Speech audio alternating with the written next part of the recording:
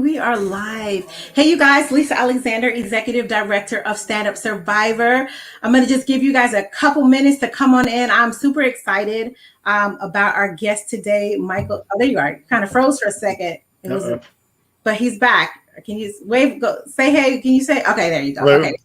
Yeah, there you are. Okay, so I'm going to introduce our guest in just a second. Give everybody an opportunity to pop in.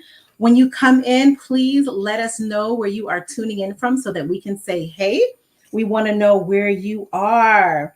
I haven't been live in a bit, so I'm excited to bring our guest to you tonight. His name is Michael Emberger. Hey, Michael, how are you? Hi, good. How are you? Yeah, I'm awesome. I'm excited. I'm super excited for tonight's live. So when you pop in, say hey. Hey, Alexi, how are you? Let us know where you're tuning in from. We want to know. Hey, Tanya.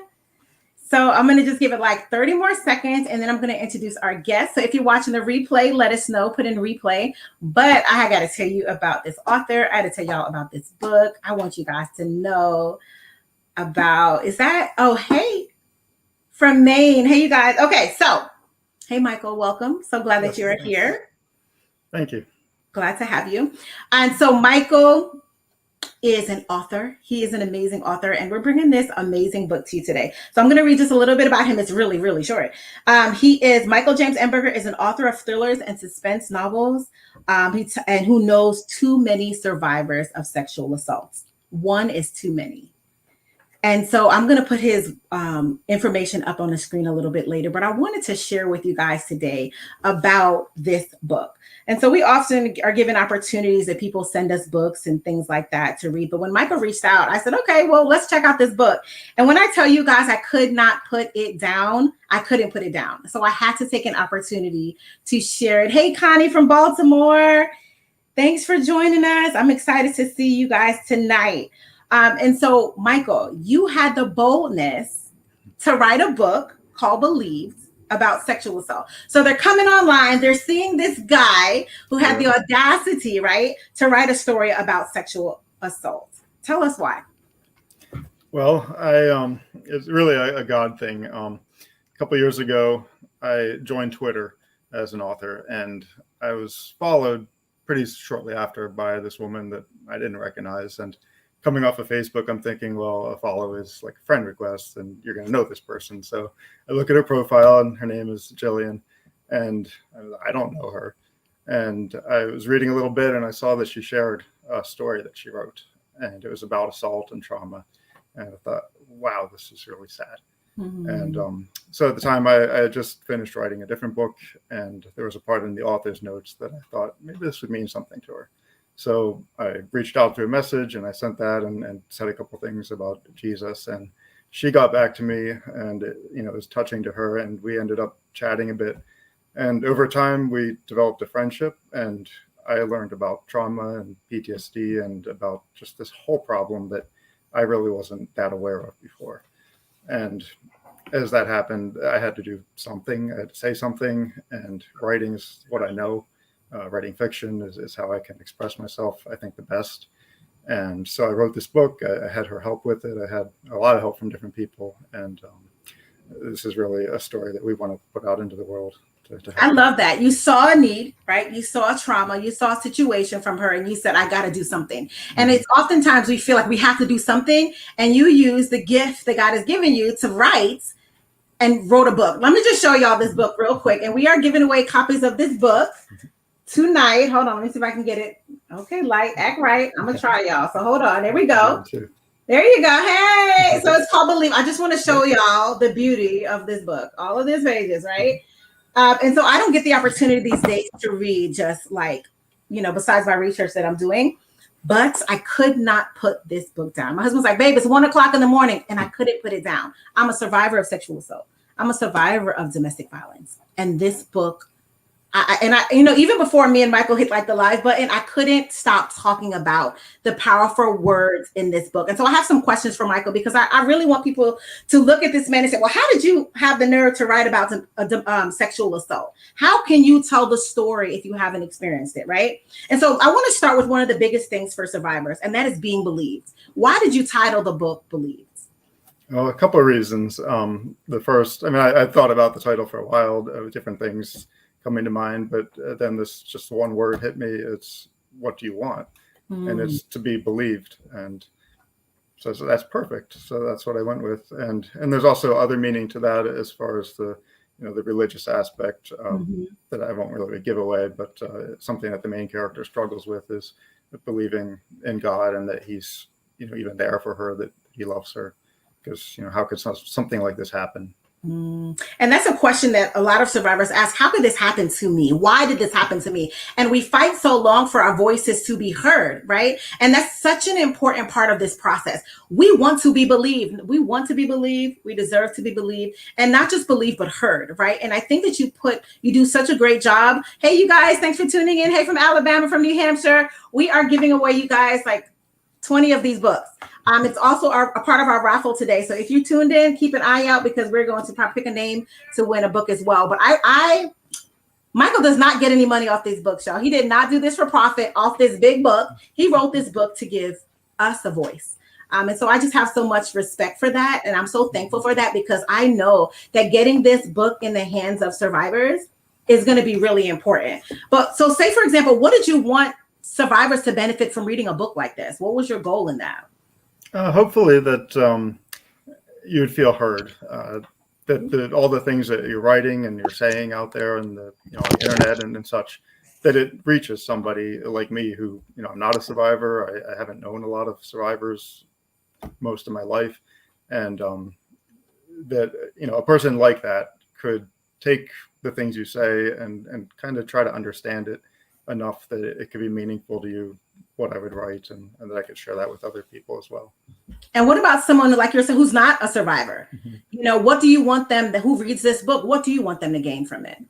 Hopefully that they would see better what's going on all around us, that their eyes would be open, their hearts would be open, they would empathize more. I've had some friends who've read it say to me that I didn't understand really the severity of this problem. I've had people tell me their stories and I didn't believe them at the time. Wow. And so some of those people said, I've really thought about that again, and I need to go back and think about, my own attitudes and perspectives. So I just want to raise empathy and get people. I love that. I love that, because it's giving people who may have heard a sexual assault story, a abuse story before and didn't believe, who did, oh, well, no, that may not have happened, or that didn't happen, but not realizing that they missed an opportunity to be a support system or a voice for a survivor. Hey, Krista. I think you commented before. And so you are definitely getting a book, by the way. She read the summary of the book, made me tear up. Thank you for giving us hope and giving us a voice. And the thing is, and that's one of the reasons I started Stand Up Survivor, is to give a voice to survivors of abuse. Oftentimes, and you talk about it in the book, and y'all, I'm telling y'all, I don't get to read a lot of books these days, but I couldn't put the book down. Michael, he weaves in so many of our journeys. He weaves in the truth of so much of what we go through. He weaves in the voices that we even start to doubt ourselves. And he also puts in the idea of, well, maybe did this really happen, or am I making this up, or who's going to believe me? All of the different questions that we as survivors ask ourselves, he was able to weave them in together. So let me see. So what were your feelings when you were writing this book? Like, what were you feeling? A lot of things. I mean, as much as possible, I tried to put myself right into the character's mind and experience. And I spent a lot of time crying as I wrote it. And it was a pretty emotional experience, because I was drawing off things I was familiar with. I was drawing off stories of other people. I was just taking a lot of things and trying to combine all of it into this one story and this one character, and feel what she's feeling in the moment and seeing and going through. And so wow, I can never know the survivor experience for myself, the same way as a survivor will, but I try. And I can see that in what you wrote. And I think for us as a survivor listening, we appreciate the fact that you gave us a voice and that you put a character to this story. You have the court system intertwined, you have the family intertwined, you have history intertwined, you have, and we have, we're working with different organizations. We have college interns that are coming in, and sexual assault happens all the time, right? And you said it even you said one is too many. It happens all the time, and yet they're not being believed. Their voices are not being heard. You know how many sexual assault survivors just say, don't worry about it, I won't believe anyway? Or, maybe I dreamt that, or maybe that didn't really happen. And I think you really did an amazing job of intertwining that throughout your story. So you guys that are popping in, hey, we're giving away 20 copies of Believe tonight. So make sure you tune in. I'm super excited. Michael doesn't earn a dime off this book. And it is so important that this goes out. And what I really liked about meeting Michael was that he's not a survivor, but he was able to hear the voice of a survivor and do something about it. Oftentimes we're like, we see an injustice. We're like, this is wrong. Something needs to change. And you use the gift that you have of writing to do that. And you did it. I mean, it's 420 pages, y'all, of just goodness, though, right? You ever read a book that's just long for no reason? Every page is great. So let's talk about you being a man, right? Writing on this topic. Did you have any fears that people were going to be like, why? Why are you doing this? Definitely. I mean, like you were saying, kind of, who am I? I'm this guy. I haven't gone through it. What on earth do I have to say? Why should anyone listen to me? I had all kinds of fears about that. And also just, how will people react to this? Are they going to assume he's writing about something that he hasn't ever told anyone about from his own past, or is there some ulterior motive to this, or a million questions? And I'm worried about how survivors would respond. Would it be taken poorly? Would I, face all kinds of rejection and such for doing that? But it was a story that, when I had the idea, when God kind of put that on my heart to do it, I didn't want to, but I had to. Good for you. It's funny. It's interesting that despite all the fears that you felt, you still pushed forward and did what you knew that you were supposed to do. And as a survivor, I'm thankful. And I know that the survivors, hey, from Arkansas, I know that the survivors that get this book are going to be blessed and encouraged and heard through the pages of this book. And that's really when you talk about what you set out to do, you did it. And I'm just, I've already raved about Michael, because every time I talk to him, I'm like, oh my gosh, and this part of the book, and oh my gosh, will she be heard? Like, there's just so many different dynamics that real life survivors experience, and you captured it in this story. But it's not just that you captured it in such a delicate way. You captured it in such a sensitive way that it wasn't harsh and brash. You weaved gentleness throughout the story, humanity throughout the story, so why did you write this story around a mermaid? Like, she's gorgeous, by the way, but why a mermaid? There's some good reasons for that. The first one, which is just this little thing here, a toy that my daughter had. So that's been around, and I thought, well, that's really cute. So I had written a different book actually before this one, and it had just a very figurative, symbolic representation of a mermaid in it. And after that, I had this other thought for another story that was more literal with mermaids. And I thought, well, this would be interesting. And the experience that they would have among humans involving, relating to men and women. And I kind of had the idea maybe there'd be even like sexual assault going on.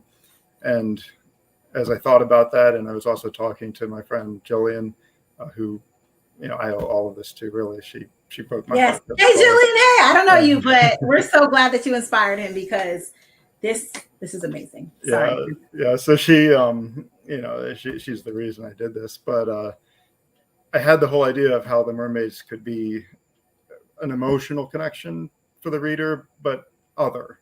They're not man, they're not woman fully. So you can get the experience through her eyes, but it's not exactly the same. She's physically nothing much like us. So I thought it would be an easier character to write this through. Plus, it also just adds in other facets of the story. So it made it really interesting too. It made it, and even the way you describe the mermaids and their tail, just how you describe them and their life and how they're intertwining with it's. Y'all, it's a great book. But I'm so excited to get you the book. Hey, Tanya, you get a book. Hey, Tanya, we're going to get you a book. We're going to mail you out a book. Hey, from Arkansas. So I'm super excited to ask this question, right? So, because we want to be heard and we want to be believed. One of the biggest things for survivors is when they go to court, when you're dealing with people in power, oftentimes you are not heard, right? And so when you think about when you wrote Believed, what do you want what changes, I guess I should say, do you think need to take place for survivors to be believed? As you were writing this book, what did you come up with? Hey, Julian, is that her? Hey, Julian. I think survivors I see online on different social media and other platforms. You guys are saying all kinds of things. You're writing all kinds of things, and the stories are out there. All the things you want are out there, but somebody like me just doesn't see it. If it's not a part of our life, if we don't know the right people, we're just not getting it. And I look at myself and 40 years almost of how I just went through life with it being an occasional news headline that it comes, it goes, something else replaces it.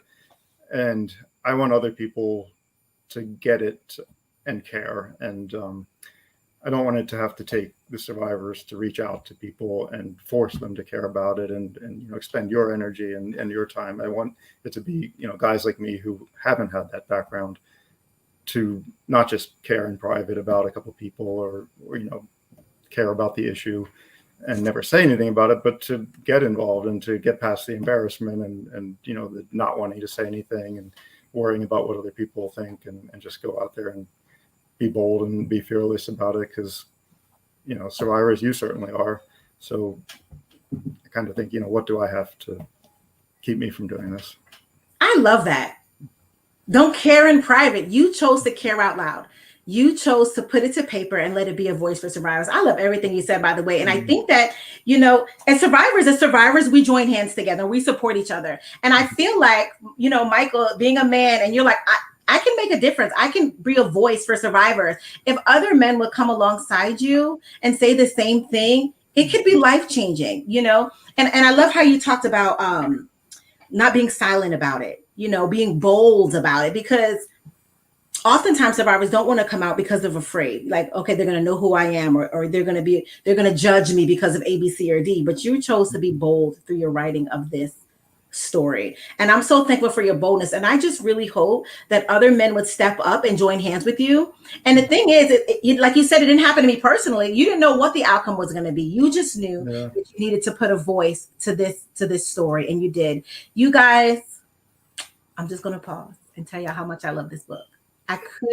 Y'all, it was nighttime. My husband sleep. I had the little light on my book, and I was reading the book because I couldn't put it down. It weaves just different emotions. And I remember holding the last chapter. I was like, I don't want it to end. Like, I'm just going to wait a few more days before I do, because then it's going to be over. And it was just such a powerful story for survivors and those who have experienced sexual assault, of really abuse of any kind, the ups and downs that we face, the challenges that we face, not being heard, not feeling, love your cup, I love us not feeling heard, and not wondering if you're going to be believed. And Michael, I just want to say thank you for joining me tonight. I want to thank you for your boldness and having a voice and sharing this story. And I could just hope and pray that other men would join hands with you, because I'm telling you, if other men did the same thing, use whatever gift it is they have, whether it's writing, whether it's a microphone, whether it's a pulpit, whatever it is, but they would use it to stand up for victims, survivors of all types of abuse. It could change the world. And I am so excited to get y'all. If you said hey tonight, if you're like here live, you get a book, you get a book, you get a book. I don't know how many are there, but you get a book, and we're excited. Thank you, Michael, for providing these books to make sure that those who tune in tonight and that are going to watch the replay get an opportunity to read this book. You guys, let us know. Please make sure that you leave a review for Michael. It's got to be a great review though on his Amazon page. So Michael, is there anything else you wanted to say to those that are listening, those that are watch the replay, about Believed and to survivors?